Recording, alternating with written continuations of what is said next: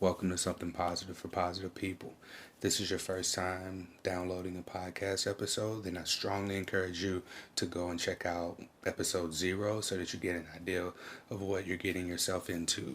If you're someone who found this podcast because you were looking for some positivity, you are in the right place, but you might get a little bit more than what you were bargaining for, as some of these stories are the experiences of people who have been diagnosed with an STI, and we talk about dating, and we talk about sex, we talk about disclosure, we talk about relationships.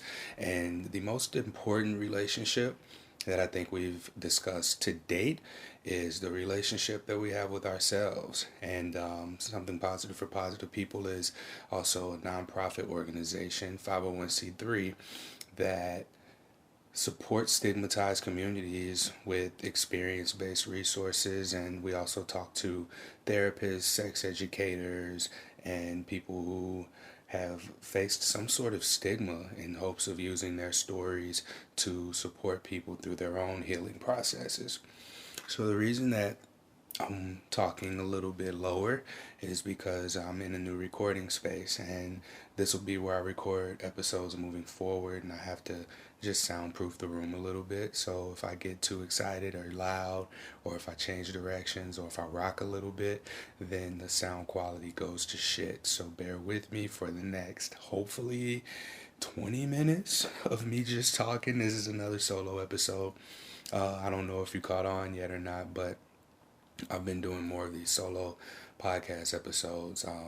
Recently on, I forget which one it was, but I recently talked about how I felt like I was addicted to being needed. And as a result, that took me down this whole path of just really diving into working on myself. And I hear people say working on myself a lot, and I never really see what that means because people are always talking about, the work that's been done or what they're doing, and there's not a whole lot of detail in it. So what I'm hoping to do is take my own experience of going through it and doing the work on myself and being able to just give you all a few insights to what that looks like. I will try not to get too detailed because I think that maybe some pieces of this are more sacred and personal to me than I should be sharing. But if it just comes out, then it comes out.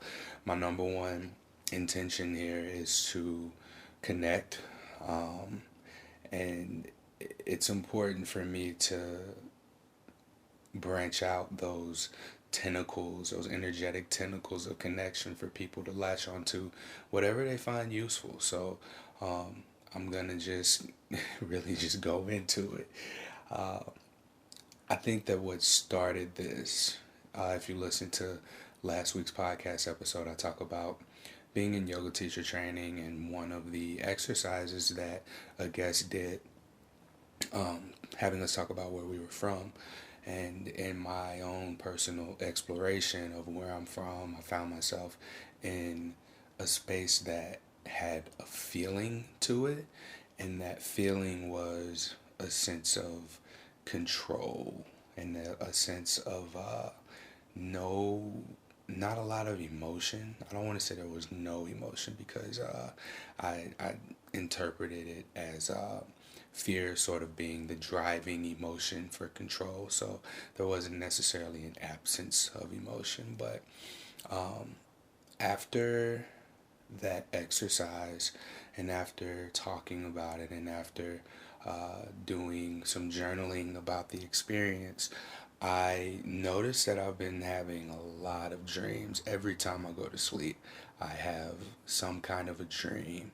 And when I wake up from it, I remember um, really heavy parts of the dreams. And they haven't really been no sex dreams, which I'm surprised, but they've been dreams of things that have different representations. So I'll wake up and I'll either just sit and meditate on what it was if it's really cold outside the covers, and I'll just lay there before my alarm goes off and just try and piece things together, that I can remember, and see if there's any sort of a connection to be made. I'll often Google dream interpretations to figure out what different symbols could mean. So, for instance, I had a dream that there was a dog and there was a brown puppy in the dream that I had, and Google said that that symbolizes patience. And if you've been in contact with me on social media, or you follow the H on My Chest Instagram page, then you'll know that patience has been one of the things that I've been really struggling with for myself. I have high tolerance, which is like an external patience where you're patient with others, but you're not patient with yourself. And so throughout my own personal growth process, I've come to realize that being patient has not been a thing for me. So it was really good for me to have seen this represented in one of my most recent dreams. There was another dream I had about, and I think that this is where this is coming from. I just finished the audiobook, Eastern Body, Western Mind. And this book goes into extreme detail about the seven chakras. It's kind of like a study guide for me for whenever we get our yoga teacher training test. But I learned that my chakras and what they symbolize are out of whack. The one that stuck out to me the most, well, there were two actually. The root chakra, which is grounding, stability. I'll go into more detail about that because I think that this is probably where the most of my growth came from. But in one of my dreams, the one, two, three, four, fifth chakra, which is it symbolizes I speak, and it's the communication chakra. So it's speaking, communicating, being understood, understanding, and the color that it represents is blue. So in this dream that I had, I remember that all of the communications devices were an aqua blue, and I don't. This was just so strange to me to remember this as vividly as I did. But I had like an entertainment system. I had Bluetooth speakers, even my Bluetooth headphones, my PlayStation 4 controller. All of these things were blue, and when I woke up, I just wrote down as many details as I could about everything. And I think that what this symbolized for me was an emphasis on speaking my truth, and being able to trust that that's okay, and being able to ask for what I want. Just because this has been something that I know I've struggled with throughout time. Being able to clearly communicate what my needs are, or even just communicating my intentions, really. So this is what doing the work can look like for someone. I don't want to say that this is what it looks like for everyone, or say that this is like the end all be all to self help or personal development or growth, but this is just an example of what growth can look like. So, ever since I've set the intention of really exploring where am I from and looking back on my own personal history and what I've felt from my past that could have really influenced where I am now, I think that I've been getting communication from my own subconscious, really. So this tells me that it's safe now for me to ask for what it is that I want. And this has been a huge gift to me because it's liberating to know that it's safe for me to do so, because it hasn't always been safe for me to ask for what I want, just in fear of like asking for too much, or I've always had this belief that I was always afraid of asking for what I want because I might get it. How scary would that be, right? um, but I think it comes from a history of asking for so few things and then realizing that maybe I just can't have whatever that thing is, or maybe my asks are just too big because I've had everything that I've needed growing up. All of my needs were taken care of. There was never a thing that I didn't need, and I barely wanted for anything. I mean, there may have been a few things that I was told no to, but these were just astronomical asks, looking back on them. But my inner child doesn't acknowledge that at all. So going into the next piece of this is I talked about like stability being a thing for me and working on my grounding or my root chakra. Um, I talked about that experience that I had where I saw my inner child, or that version of myself that was not even tall enough to see over the couch, and realizing how that version of me felt in this heavy energy. And so a few days ago, so we're in March, it's March 4th today. Um, it was March 1st actually that I cried for the first time in in years, y'all. And this was like a ugly, sobby cry too. This was not a just. I get excited in the movies, like when in Avengers when Captain America picked up Thor's hammer. I got so excited, like tears ran down my face. I was like, "Oh my God, yes!" This was not that kind of cry. This was an ugly cry, and I got to. I went back and I just saw that kid, that version of myself, and I realized how much of a role that kid played in my life to get me to where I am right now. And I feel stuck because while me in the present, I have an idea of how things look, my perception is one thing, but I've ignored this aspect of myself or just dismissed it and been like, I'm gonna take care of myself once I'm at a certain place. And that certain place for people can look like once I have a certain amount of money in the bank, or once I have uh, acquired this thing, or once I'm in a relationship, or once I'm stable and secure, or once the stars align, whatever that may look like.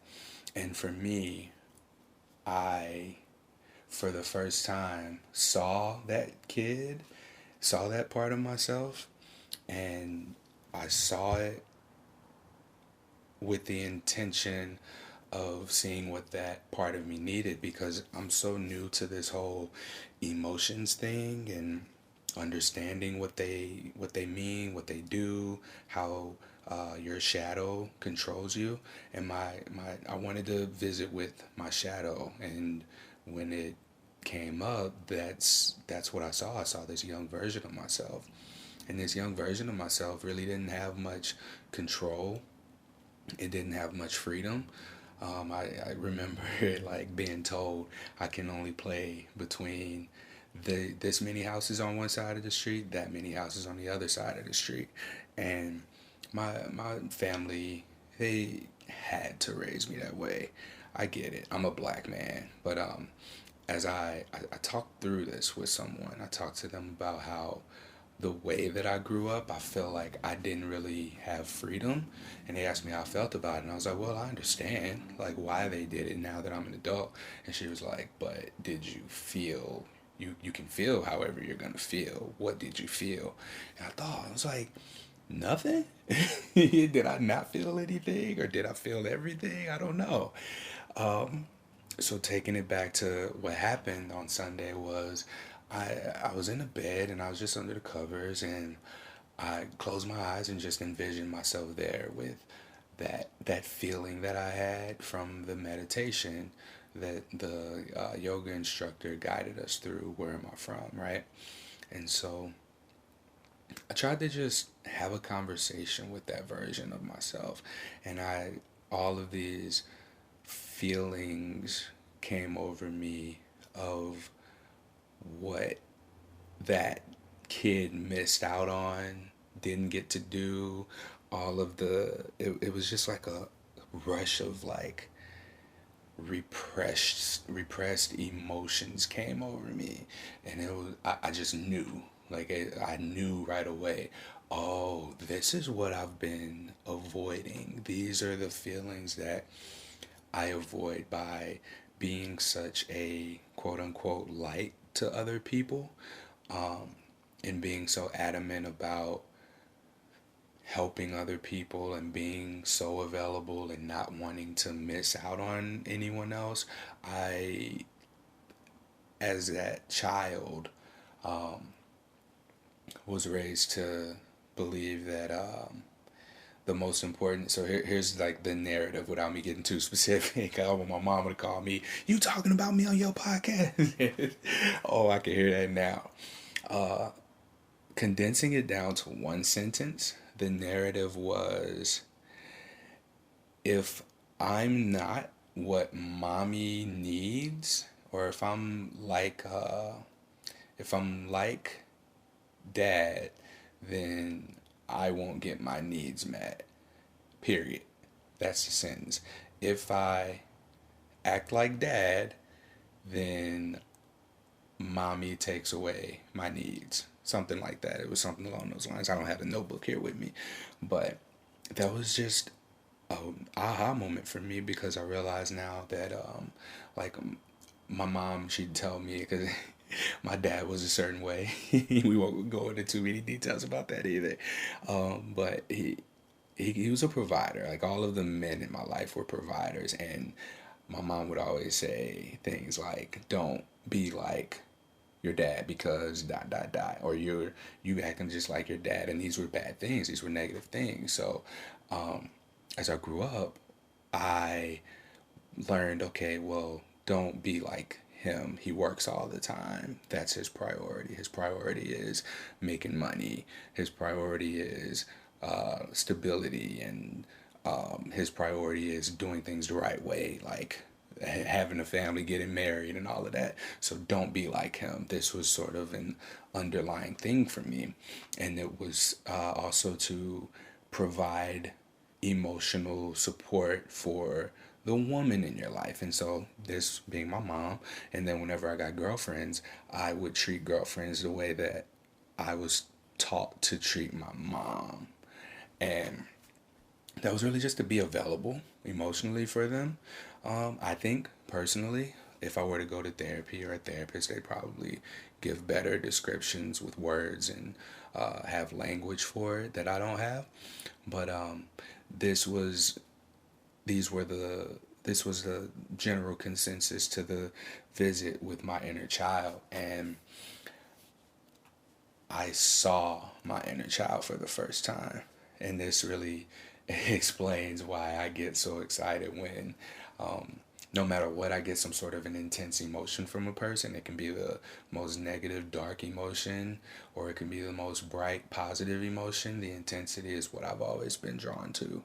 And here I am now, 31 years old, and I've created a life to where I am always around intense emotion, even through playing sports. I don't miss playing sports in any way, shape, or form. Like I'm over it. There are times where my competitive nature does come out, but overall, I can honestly say I don't miss sports. What I do miss is, I miss the intensity of the emotions in the locker room. I miss the struggles that we had off the field together when we were running and dying, and we hated each other because somebody would miss their time and we'd have to run extra. Like these moments of like scraping up change to go to the Chinese buffet because we were broke, and we like shared these struggles together. Those were the aspects of sports that I missed, right? And again, it's just that emotional intensity. The I never felt like I lost, whenever we lost, it was just like, oh, that was a better team. But I had teammates that would be devastated by a loss. And then even when we win, it was like we won because we were supposed to, and that was it. And then teammates would just be like so excited and just ready to celebrate. And those were the atmospheres that I really thrived in. And after sports ended, I was in corporate America, and I think the most exciting things that would happen was someone making a sale in sales, and that was it. So I think I just sort of phased my way out of that space and into personal training, where the energy is necessary to keep up. And then people come in with all types of emotions, and they're intense, and you're responsible for supporting, like leveling them out or letting them bring whatever they're bringing in and having them express that through exercise, whatever the workout may look like you get to feel that. And then with this podcast, I think this is probably where I get it the most. Just given that people contact me and they say, I'm devastated. I was diagnosed with herpes. I don't know what to do. And the list goes on. Or when people say, yeah, I just disclosed to someone and it went great. Thank you so much. I listened to your podcast and it helped a lot. And I love that. I love that so much that I have to learn to detach from it, because maybe it's not healthy how much I love it. um, and so I decided for the month of March, if you notice by now, you haven't seen anything from me on H on my chest, Twitter or Instagram, or I mean, I'm on Facebook and my other Instagram for personal training. But yeah, I felt like I needed to step away from that, because that visit with my inner child was a very intense one. I felt like present me has been repressing or dismissing seeing that inner child, and I get to be seen so much in the light, and I get my ego stroked, and I get all of these praises for doing what it is that I do through the podcast, and my inner child has been screaming to me from the background in a way that I have probably been self-sabotaging myself. I know that I don't deal with rejection well. I know that I don't know what I feel. I know that it's really challenging for me to trust myself. And after looking at my inner child and like legit having a conversation, like I looked crazy, y'all. I had a full blown expressive conversation thanking my inner child for being as adaptable as he was, expressing my gratitude for him complying and obeying all the rules, and getting us to this point where we're at right now, to where I can give my inner child what it wants. And my inner child really just wants to play. My inner child wants to connect. And I think that now we're speaking the same language, because when I asked that kid what it wanted, like the word that came out, and I'm telling you, I probably sound crazy as fuck, but the word that came out of my inner child was, it was play. I want to play. And as an adult, I'm not gonna just be at a playground or playpen or anything, but as an adult now, it's about connecting. And a lot of the reading that I've been doing and a lot of the podcasts that I listen to, uh, anything self-help related, it always points inward. I've been reading Light on Life by, I'm so bad at names, but the name of the book is Light on Life. Oh, it's right here. His name is BKS Iyengar, and it's called Light on Life. And this is the first time that I've seen the word involution, not evolution, Involution. And it's just an internal evolution, right? So I'm taking the month of March to connect with myself, which is something that I've never done. I've always been around the intensity of other people's emotions, and I've thrived off of that. I've always been in some kind of a relationship or dated someone or been sexually active with someone. And I think that for the month of March, it's important for me to play with myself. I had to. I set myself up for that one. Um, Connect with myself, my inner self, my child self. Uh, I've been dating myself in February, but like since Sunday, since March 1st, um, I just had the realization that my inner child just hadn't been played with, hadn't been seen, you know, and it's it's done things to get my attention that I've ignored. Um, I've been single now since December 25th, and as far as dating goes, I've noticed that oh man, we're getting deep here. I might be giving y'all too much. I noticed that I have rejected myself before even giving an opportunity to give someone the power to reject me. So I do things.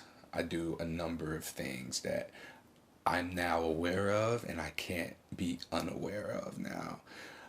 Like, let's see, for instance, I'll give you one example and that's it. I am, in fact, emotionally overwhelming sometimes to people. And that is not a very good conversation starter. That's not often a good way to get introduced to someone, I guess, unless maybe not even if that vulnerability is really offered to you. Maybe that's a bad example. That's not a good example. So we went out Saturday night, right? And there were instances. Well, my stomach was hurting, so I can't use that as an example. Huh. This is a really tough one to like navigate cautiously. Um, yeah, I don't know. We'll talk about dating in another episode because there's some funny stories there from me for online dating. But I have to I have to see who I am without something positive for positive people is essentially what my consensus is. And I'm still gonna do the podcast. I'm still gonna do all of the nonprofit stuff, and I'm gonna record the episodes of the podcast. But taking a step away from H on my chest because I noticed that rather than reaching for myself or rather than reaching into myself or looking to connect with myself, I tend to um, I tend to welcome distractions. I'll get on social media and look at people's Instagram stories and like I'll comment just to initiate conversation to get like a dopamine hit of connection rather than finding a way to release my own serotonin. Like I got this whole me that's been inside of me crying to get out for attention and I've just been neglecting it for whatever reason.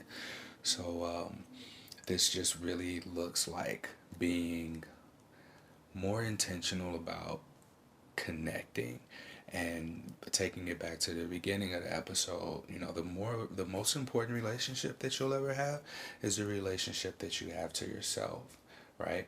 And so I look excuse me, I hiccup burped and that was nasty. I had to have my shadow scream at me and like be upset and sabotage like dating opportunities,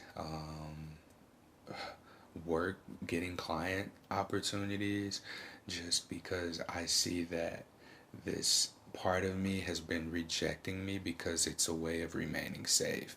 Because if I become successful, or if I make a lot of money, or if I am able to provide stability, then that makes me like my dad or like any of the men in my life that as a child I was told not to be like, right?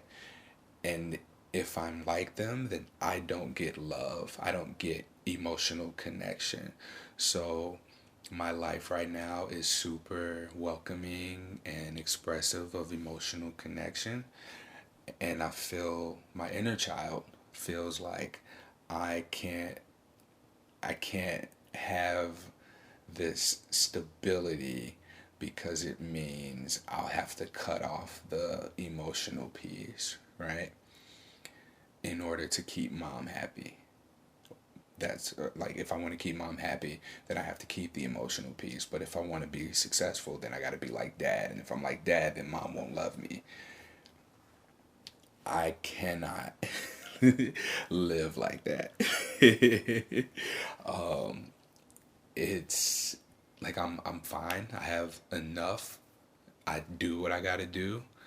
And legally, I do what I got to do legally. Let me say that and make sure I put the L word in there.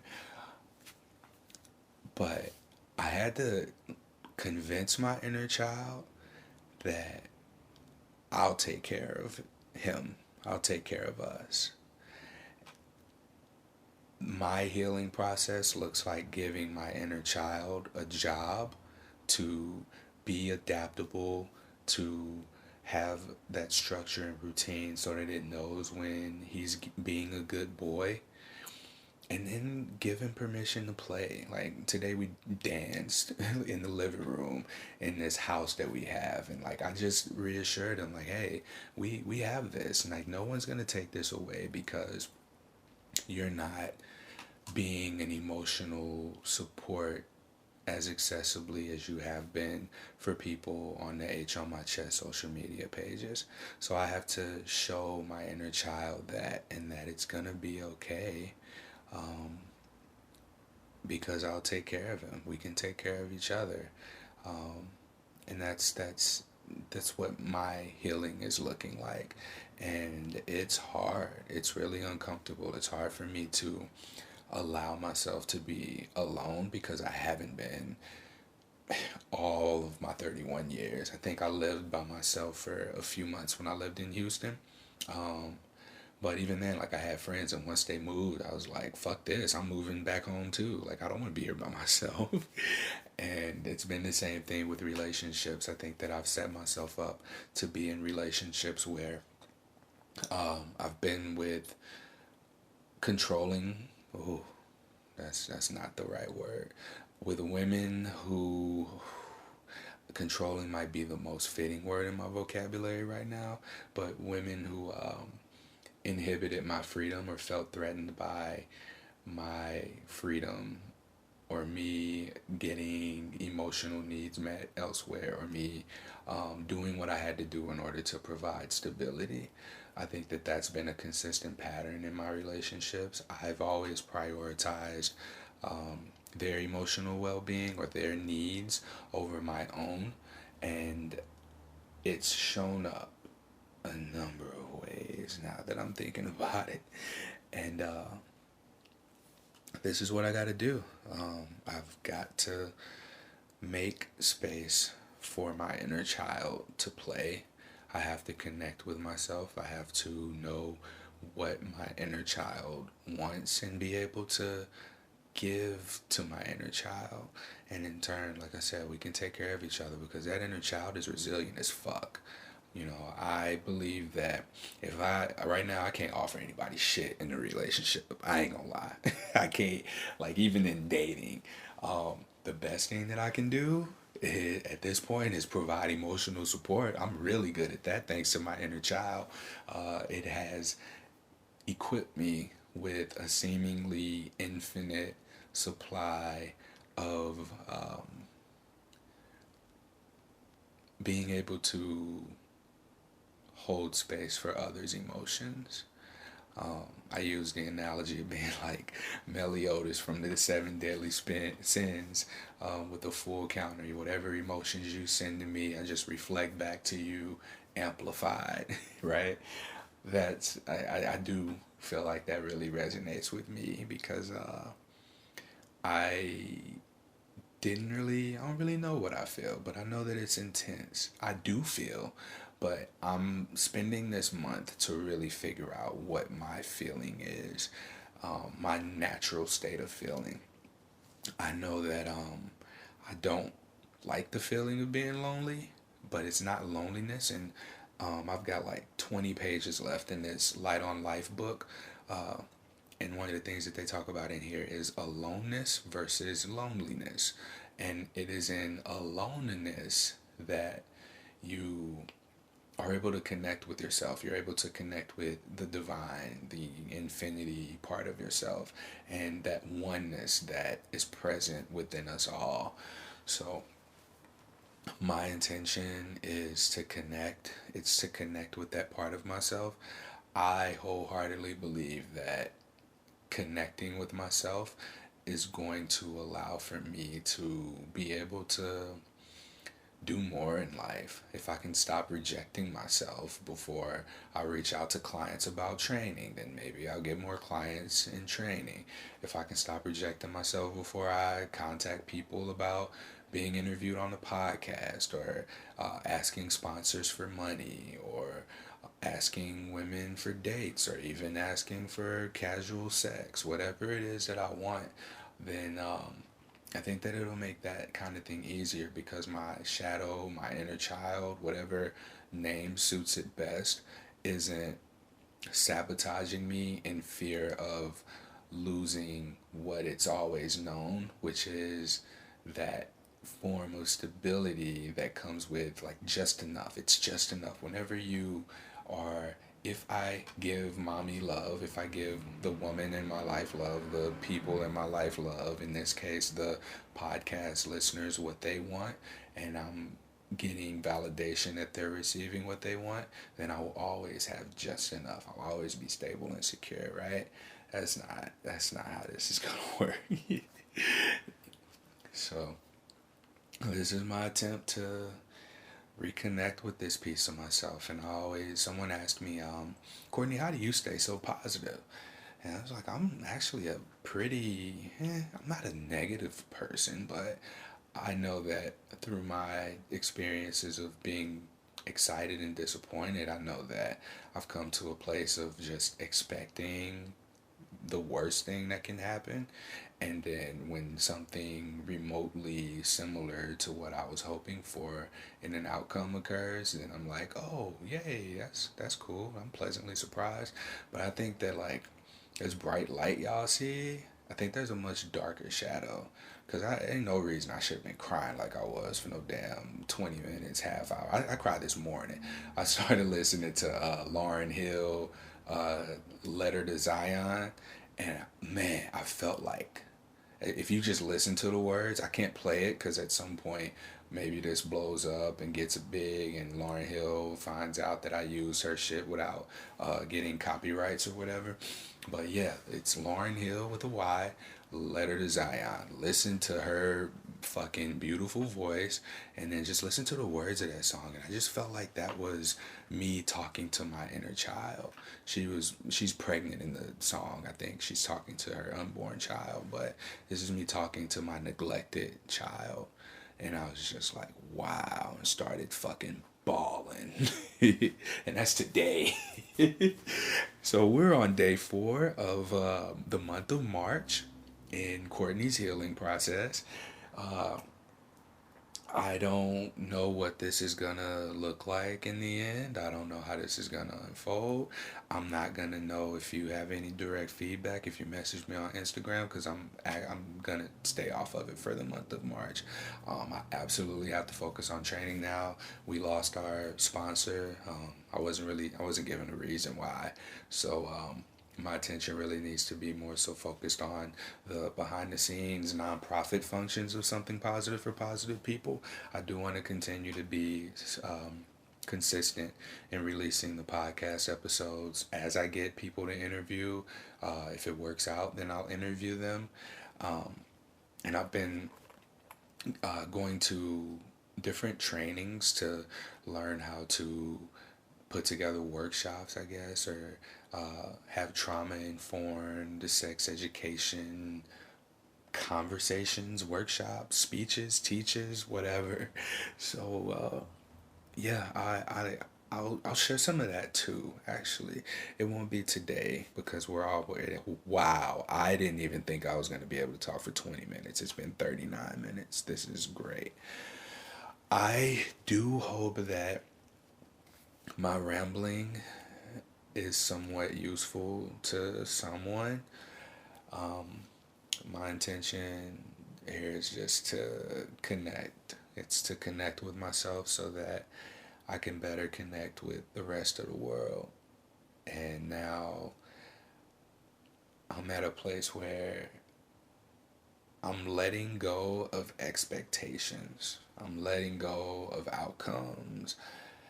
This is by far one of the hardest things for me because I have always been in controlled environments, and one of the symptoms of that is having this sense of control, always having a sense of control of just knowing what the outcome should be or will be.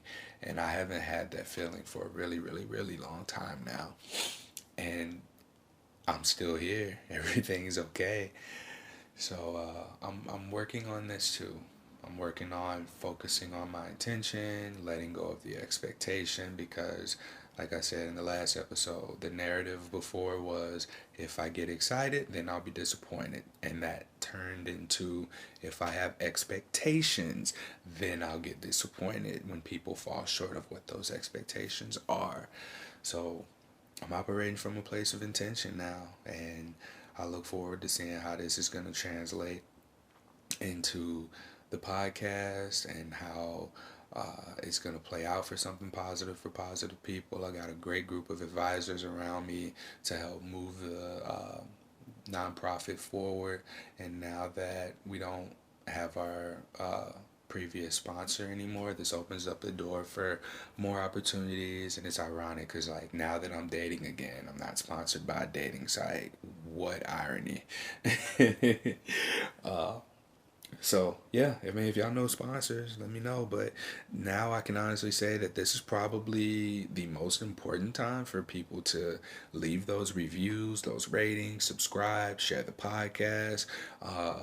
And the podcast, like I said, it's expanded beyond just being about interviewing people with herpes. So you don't have to worry about being outed about your status because now the podcast has really shifted into being a space where we talk to people who've been stigmatized, who are at somehow, at some level, working through their own healing processes, just so that it can help support other people who find their way here. And what kind of example would I be if I weren't leading with my own personal experience?